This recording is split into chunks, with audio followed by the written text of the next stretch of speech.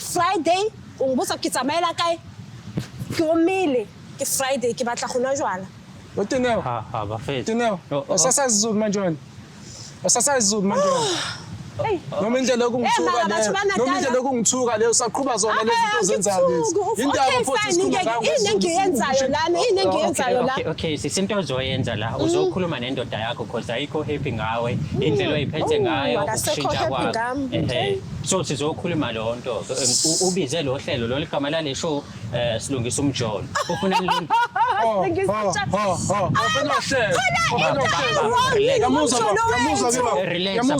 relax asikhulume. Nilungisa umjolo. Yazoshesa ngumpholo. Nulungisa mhlambe eqolo nulungisa Uthonda ubuthonda balena lukho right. Umfethu akekho happy yabo. All right, sakho happy ngani ke? Wena ushintshile ufike la usuke emakhaya akho ke. Okubhlungu bafo. Angitshela ukuthi khona into offenzakalayo phansi kwami naye. Mengimnika imali oyithatha ayisebenzisa. Kwa le phone nje ayiphethe ithengwe mina le phone. Imali yami le. Amakhola akhe unongaba. Manje uyahleka. Sisuke sebhizi la ngikhona kunomsindo DJ bayadlala ngalana ngizoyibamba kanjani ngoba noma ngayibamba uzothi cha hayi angikuzwa. Ubani obalekile uDJ nomuntu wakho? Ay lalela ke wena ke bhuti wabantu uzobuza ukubaleka kwami nomuntu wami. Njengo DJ ngizolungisa umjolo wakho lana. Ngizokhuluma kanjani naye ngoba still ngeke yaza ngizwe endaweni Angisezwa mina ngizokulalela ukulalela.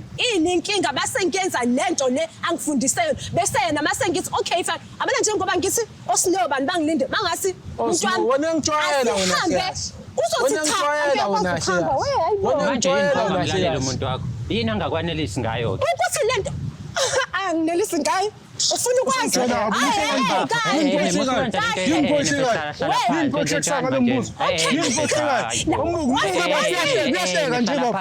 Ngiyahleka nje ayiphethe ongeke nawe hayi yini inkinga yakho baba ayiphethe ongeke mamela wena hlala phansi ikana wathi ke kuba likana ngo inyani ukhuluma iqiniso kile batla nithi ngimjwetsitse nithi he baba benzongisiza nembuzo ngiletha abantu ngifuna mfethu benzongisiza ngiletha abantu bazongivimba usisi uyakhuluma la uthi ikipatla nyini manje angiyazi lo inyani baf buzongisiza noma uletha abantu bazongivimba ukumila usisi uyakhuluma manje angisazi ukuthi kufanele ngi-attende ukuhlala phansi akafuni ngihamba futhi naye akafuni mfethu uqala intombi yami ubuza ngenze njani hlala phansi mfethu uqala intombi yami okay ngiyekele ngisho ukuthi solungisa la ya solungisa mfethu mekhuluma kanjena bafuna ngizwanga mina uthi angazi yini ngenza njani bafuna umuntu ekhuluma nje uthini amzwanga uthini ayibuku baba abantu bama-TV